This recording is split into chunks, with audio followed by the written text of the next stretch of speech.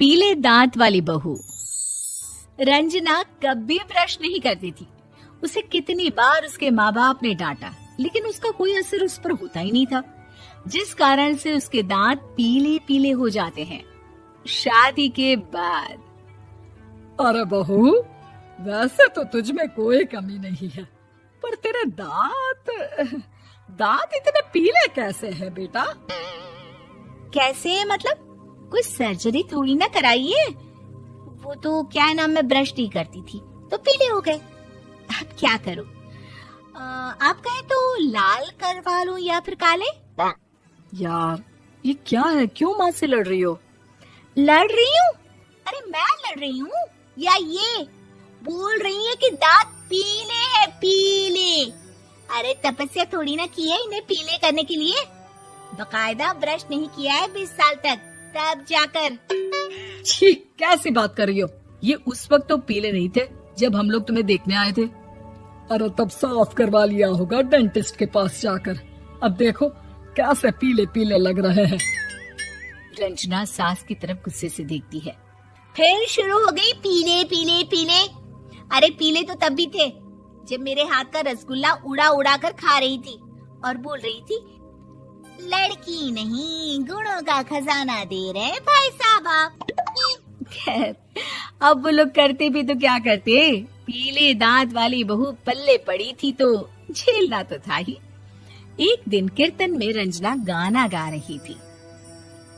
अरे कमला बहन, माँ का द्वार है, यहाँ तो सब शुद्ध होकर आते हैं, फिर अपनी बहू को ब्रश भी नहीं करवाती तुम। दूर से पीले पीले दांत भक्ति में बाधा उत्पन्न कर रहे हैं। अरे कोई 2 साल के बच्चे थोड़ी ना लेकर आई हूँ मैं बहू बनाकर। अच्छी खासी लड़की है, अरे कैसे करवाऊं ब्रश? ये तो उसे खुद करना चाहिए ना। अब माँ बाप तो इसके जैसे तैसे निपटा दिए, ये नहीं सोचा कि सास कैसे संभालेगी। सास बहू को लेकर घर आ जाती है, लेकिन सोच लेती है कि अब इसे लेकर कहीं नहीं जाएगी। अगले रोज बहू कहती है, अरे क्या हो गया, मंदिर नहीं जाना क्या? कीर्तन का वक्त हो रहा है।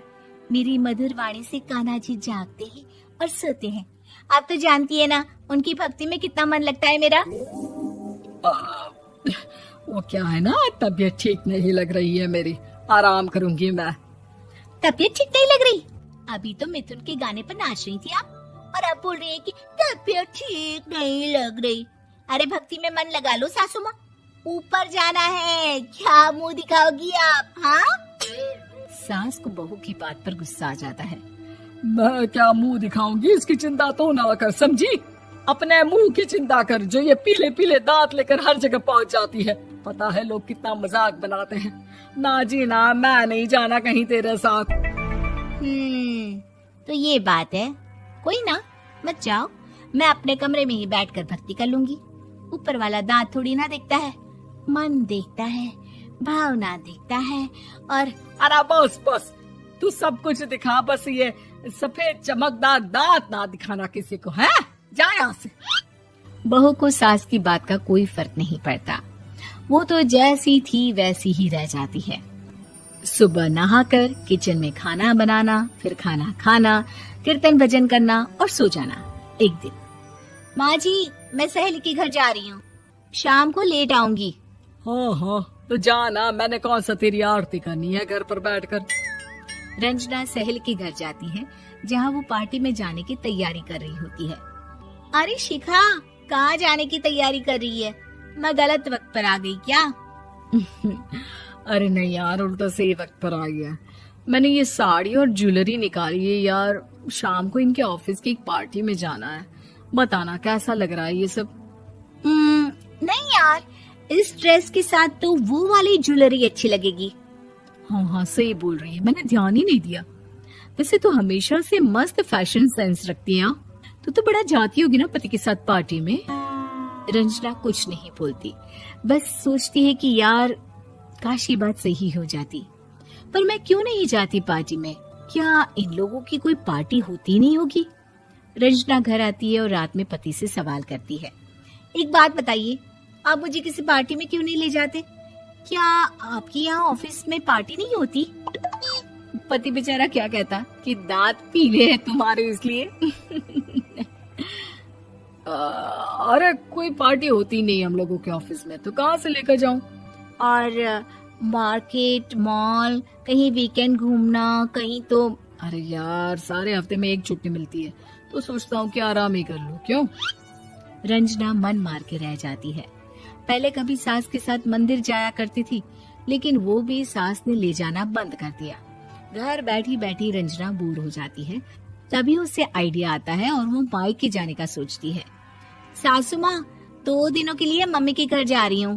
अच्छा अच्छा ठीक है, आराम से जा। और हाँ, माँ से कुछ अच्छी आदत सीख कर आना कि कैसे शरीर के हर भाग की तरह दांतों की सफाई भी जरूरी होती है, समझी? शुरू हो गई ना आप। वो लोग आपकी तरह नहीं है कि छोटी छोटी बात का बतंगड़ बना दे। उन लोगों के लिए मैं मायने रखती हूँ, ना कि मेरे पीले पीले दांत। रंजना माँ को बिना बताए उन लोगों को सरप्राइज देती है, लेकिन जैसे ही वो दरवाजे पर पहुंचती है, अंदर देखती है कि घर वाले कहीं जा रहे होते हैं। अब माँ, काश रंजना दीदी के दांतों वाली प्रॉब्लम नहीं होती, तो वो भी हम लोगों के साथ चलती ना बुआ जी की बेटी की शादी में। हाँ बेटा, लेकिन अब उसे कौन समझाए कि उसको उसके पीले दांत नहीं दिखते, लेकिन उसके आसपास के लोगों को कितना एम्बैरेसिंग फील कराते हैं। मुझे तो कितनी बार उसके स्कूल की टीचर ने शिकायत की कि उसके साथ कोई लड़की बैठना भी नहीं चाहती, और ना ही कॉलेज में कोई उससे बात करना चाहता था। लेकिन पता नहीं क्यों उसे ये बात समझ में ही नहीं आती। कोई कमी नहीं है उस लड़की में, बस यही कि दांत पीले हैं। वो तो भला हो जीजा जी और उनकी माँ का, जो दीदी को जैसी है वैसे ही रखा हुआ है। रंजना को अपने घर वालों की बात सुनकर बहुत दुख होता है। वो सोचती है कि वो क्या करे, लेकिन फिर वो सीधा डेंटिस्ट के पास जाती है, अपने दांत चमकाती है और कसम खाती है कि वो रोज ब्रश करेगी। अरे क्या हो गया? तुम तो 2 दिनों के लिए गई थी ना, पर कोई ना, अच्छा है, चलो आ गई तो। रंजना सास के सामने आकर खड़ी हो जाती है और पूरी स्माइल करती है, उसके चमकदार दांतों को दिखाती हुई। है? चले मंदिर। माँ, मुझे माफ कर दीजिए, मैंने आप लोगों को बहुत एम्बैरेसिंग फील करवाया। मैं आज से रोज ब्रश करूंगी।